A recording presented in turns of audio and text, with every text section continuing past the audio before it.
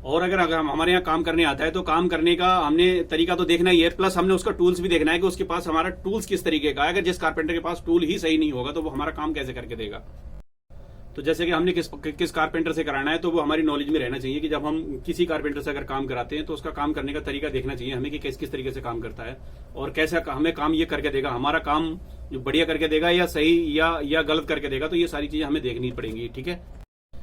तो मैं जैसे कि बताने जा रहा हूँ कि मतलब ये आप अगर किसी कारपेंटर से अगर काम कराते हैं तो उसकी क्वालिटी हमने कैसी देखनी है, वो सारी बातें मैं अभी इस वीडियो में बताऊंगा। आगे बहुत अच्छी वीडियो होने वाली है, तो मेरी वीडियो को लास्ट तक देखें।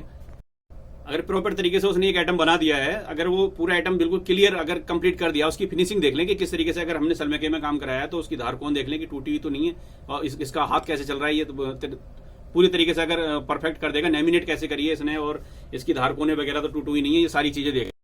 दूसरी बात क्या है कि अगर हम किसी कारपेंटर हमारे यहाँ काम करके दे दिया है, अगर उसकी काम की क्वालिटी हमारे बिल्कुल प्रॉपर तरीके से समझ में आ रही है तो पहले एक काम करेंगे, आप एक से पूरा आइटम कोई भी आइटम पूरा ना कर पाएं कि एक ही आइटम उसको बनवा के देखें।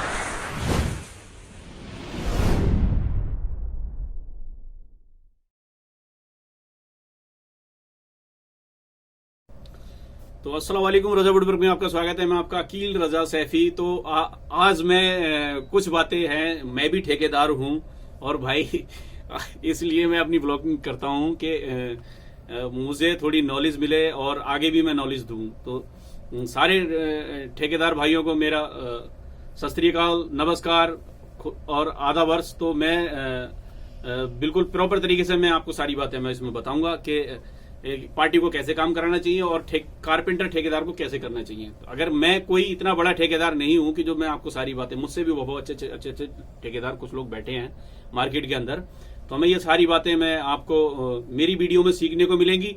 मैं कोई सिखाने वाला नहीं हूं कि मैं जैसे कि आपसे बोलूं कि मैं आपको सिखा रहा हूं। तो ये सारी चीजें ना मेरी वीडियो में आपको सीखने को मिलेंगी। अगर मुझसे कोई गुस्ताखी हो मेरी वीडियो में तो मुझे माफ कर देना। और मैं कुछ बातें जो ऐसी मैं पेश करता हूं, मुझे यकीन है कि कुछ भाइयों को समझ में आती होंगी, कुछ भाइयों को नहीं आती होंगी समझ में। तो ये सारी बातें ना कि मेरी वीडियो से आपको सीखने को मिलेंगी, हमने कारपेंटर से कैसे काम करना है और कारपेंटर को पार्टी के कैसे काम करना है। तो ये सारी बातें मैं बताने से पहले मैं आपसे एक रिक्वेस्ट करता हूं कि मेरी वीडियो को ज्यादा से ज्यादा शेयर करें और लाइक करें, सब्सक्राइब करें और बेल आइकन को दबाएं, जो आने वाली नोटिफिकेशन आपको मिलती रहे। और भी वीडियो मेरी जो नई आए वो आपको देखें, उसे आपको कुछ सीखने को मिले, कुछ अच्छा लगे तो भैया मेरे कमेंट बॉक्स में जाके मुझे कमेंट में लिख के जरूर बताएं। तो हम अब स्टार्ट करते हैं कि हमने कारपेंटर से कैसे काम करना है। अब किसी कारपेंटर के पास मैंने कॉल करी, वो आया, मेरी डील हुई, मैंने सारी बातें आपको पिछली वीडियो में बताई थी। तो हमने क्या करना है कि कारपेंटर को अगर हमने बुलाया है तो कारपेंटर को बुलाने के बाद में हमने उसको ये देखना है कि इसका मेरे घर में फैमिली रह रही है, ठीक है। अगर मेरे घर में फैमिली रह रही है तो मुझे ये देखना है कि मेरी फैमिली के घर में मेरी फैमिली में ये काम करने लायक है या नहीं है। मुझे इन सारी बातों का ध्यान रखना है। अगर मेरी फैमिली के अंदर प्रॉपर तरीके से कुछ ऐसा होता है कि मैं ये लेके चलता हूँ कि मेरा 60 मीटर का फ्लोर है, 60 मीटर में मेरे 2+1 रूम है। तो एक रूम के अंदर मैं रह रहा हूँ और एक रूम के अंदर मेरा काम चल रहा है। तो मेरा जो काम चल रहा है, कंस्ट्रक्शन जो चल रहा है, मेरा एक रूम के अंदर चल रहा है और एक रूम में मैं रह रहा हूं। तो हमने ये देखना है कि कोई भी अगर कारपेंटर हमारा जानकार कोई कारपेंटर है तो हमें उसी जानकार कारपेंटर से हमने ये काम कराना है। तो अगर मेरी नॉलेज में कोई ऐसा कारपेंटर है कि समझदार है तभी मैं उससे काम कराऊं, ना तो कि किसी और अनजान कारपेंटर से काम ना कराएं। क्योंकि बाहर जो मार्केट के अंदर घूम रहे बहुत सारे फ्रॉड कारपेंटर हैं इस तरीके से जो घूमते हैं। तो मुझे क्या करना है कि अगर मैं किसी कारपेंटर से अगर काम करा रहा हूं तो मेरी उससे डील हो गई, मेरी उससे सारी रेट को सब लेके सारी बातें तय हो गई। तो मुझे क्या देखना है कि अगर वो मेरे घर पे काम करने आया है, उसने मुझे माल लिखवा दिया, ठीक है, मैंने माल खरीद लिया मार्केट से माल खरीदने के बाद में उसने मुझे मेरी अलमारी में 6 बोर्ड लग रहे हैं या 7 बोर्ड लग रहे हैं या 8 बोर्ड लग रहे हैं। तो मैंने जो माल जो है 8 बोर्ड उसके हिसाब से मैंने उसके अकॉर्डिंग से खरीद लिया। बिल्कुल उसके अकॉर्डिंग से खरीदना चाहिए, क्यों नहीं तो अगर आप कम बढ़ लाएंगे तो वो कारपेंटर आपसे ये कहेगा कि बाबूजी आप कम लेके आए हो या ज्यादा लेके आए हो, या सारी बातें आपको बोलेगा, ठीक है। तो ये मार्केट से हमने बिल्कुल प्रॉपर तरीके से माल हमने उसके अकॉर्डिंग खरीद लिया। जैसे मेरे 8 बोर्ड हैं तो 8 बोर्डों में 16 सीटें मेरी अंदर की सलमेके की या या 18 सीटें जो भी हैं मैंने खरीद ली मार्केट के हिसाब से। काम करने का तरीका क्या है, अगर मेरी कोई भी अलमारी जो है, मैंने उसको कोई भी बाथरूम मैंने उसको दी, मैंने दी 6x8 की बाथरूम मैंने उसको दी बनाने के लिए, ठीक है। वो उसने प्रॉपर तरीके से माल पूरा, कुछ कारपेंटर ऐसे होते हैं कि पूरी पूरी सीटें बोर्ड के अंदर पेस्टिंग कर देते हैं, वो हरकेज ना कराएं, क्योंकि उसमें क्या होता है कि आपको नुकसान होता है। वो जो पूरी 8x4 की सीट आपने पेस्टिंग करा दी, तो वो पेस्टिंग अपनी बिल्कुल ना कराएं उसमें, क्योंकि आपका नुकसान है। अब नुकसान क्या है मैं बताता हूँ आपको। जैसे कि नुकसान ये है कि मैंने 8x4 की सीट मैंने पूरी बोर्ड के अंदर लेमिनेट कर दी और वो बोर्डों के ऊपर मैंने दबा दी, ठीक है। मुझे हमारी अलमारी जो होती है 23 इंची का हमारा अंदर का बॉक्स होता है, जो हमारे साइड के जो पक्के होते हैं वो 23 इंची के पक्के होते हैं। वो 23 इंची के पक्के हमें प्रॉपर तरीके से हमने, अब 23 इंची में हमने 23 के हमारे 2 काट दिए, तो हो गया हमारा जो बॉक्स था, हमारा जो बोर्ड है 48 इंची का। तो उसमें से क्या है, हमारी 2 इंची की पट्टी ना हमारी वेस्ट जाएगी, उसमें हमारा जो सनमाइका लगा वो भी वेस्ट गया, ठीक है। उसमें जो लेमिनेट किया हमने फेविकोल से वो भी वेस्ट गया। वो पट्टी हमारी आगे 2 इंची की काम नहीं आने की कहीं भी, ठीक है। इसलिए उसको पूरा ना कराएं। अब मैंने वो चीज काट लिया, मैंने 19.5 इंची के पक्के मैंने अंदर डाले, उसमें मेरी 6 इंची की पट्टी की 6 इंची की पट्टी है क्या आपके दराज के अंदर काम आ सकती है। अगर वो पूरी सीट को लेमिनेट कर रहा है, तो वो पूरी सीट के लेमिनेट का मतलब है कि जो उसकी वेस्टेज निकले आप उसको रोक के रखें, या आपकी दराज के काम आएगी वो, या आपकी गोड भरने के कहीं काम आएगी, उसको वेस्टेज में ना डालें। हमेशा याद रखें कि कोई भी बोर्ड 8x4 का जो बोर्ड कंपनी बनाती है वो पूरे मेजरमेंट के हिसाब से बनाया है कि उसमें ज्यादातर वेस्टेज नहीं जाती है। आप अगर अलमारी 92 इंच की बनवा रहे हैं तो प्रॉपर तरीके से 92 इंच की बनवाएं, क्योंकि उसमें उसके अंदर वेस्टेज नहीं है। ये हो गया मेरा अलमारी का तरीका, माल का अंदर का ढांचे का जो हमारा इंटीरियर होता है अंदर का, उसका तरीका हो गया। तीसरी चीज क्या है कि दूसरी ये है कि अगर प्रॉपर तरीके से जो उसने पेस्टिंग की है उसमें ये ध्यान रखें कि उस किसी कारपेंटर ने अगर पेस्टिंग की है तो उसका ये ध्यान रखें कि उसके अंदर जो बबल्स है वो बबल्स नहीं आनी चाहिए। बबल्स किस प्रकार आती है वो चीज भी मैं इस वीडियो में आपको बताऊंगा। बबल्स इस प्रकार आती है कि अगर मेरा फेविकोल एक सीट के अंदर मेरा लग रहा है 800 ग्राम फेविकोल, ठीक है। तो कुछ लोग होते हैं कि उसमें मतलब 1.25 किलो फेविकोल लगा देते हैं, कुछ लोग होते हैं कि मतलब 1 किलो फेविकोल लगाते हैं। फेविकोल जो है दोनों, अगर हमने सीट को लेमिनेट हम कर रहे हैं तो जितना फेविकोल मेरा बोर्ड पे लगना चाहिए उतना ही फेविकोल मेरा सीट के अंदर लगना चाहिए। हमें दोनों पे फेविकोल खींच के लगाना है, ठीक है, क्योंकि दोनों पे प्रॉपर तरीके से फेविकोल लगा होगा तो वो चीज है ना हमारी बिल्कुल बबल्स बिल्कुल नहीं आएंगे। जब हमारा फेविकोल दोनों सीटों पे फैल गया है, फैलने के बाद में हमने क्या करना है कि 10 से 15 मिनट कम से कम उसको हवा लगने दें दोनों सीटों को। जो हमने फेविकोल जो सनमाइके पे लगा रखा है और बोर्ड पे लगा रखा है, तो दोनों चीजों पे हमें प्रॉपर तरीके से हमने हवा लगने दें 15 से 20 मिनट।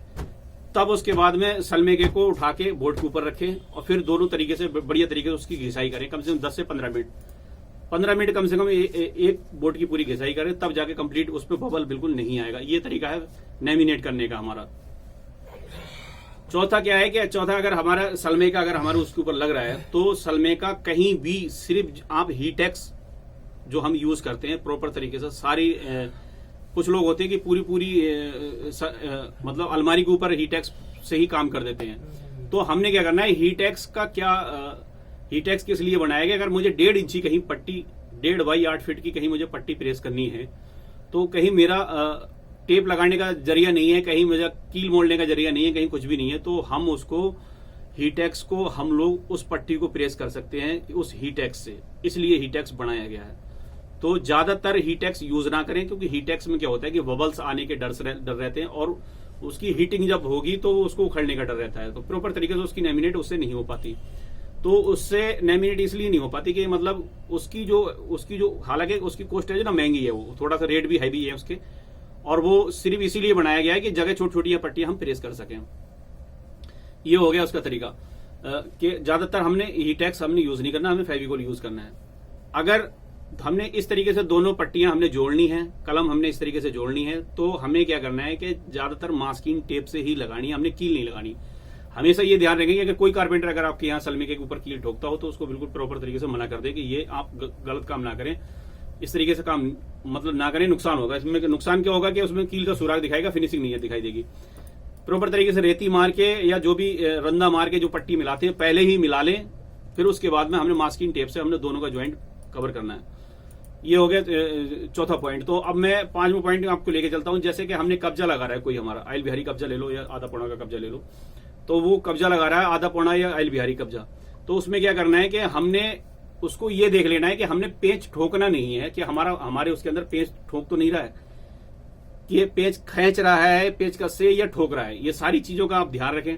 अगर कोई कारपेंटर अगर आपके यहाँ पेंच ठोक रहा है, 20-5 का पेंच जो आता है, अगर उसको कोई ठोक रहा है तो उसको मना कर दें कि आप पेंच ना ठोकें। अगर वो उस तरीके से अगर वो ठोक रहा है तो उसको बोले कि ये पेंच मत लगाओ, जिप्सन पेंच लगाओ इसके अंदर और पूरा उसको मतलब पेचकस से टाइट करो।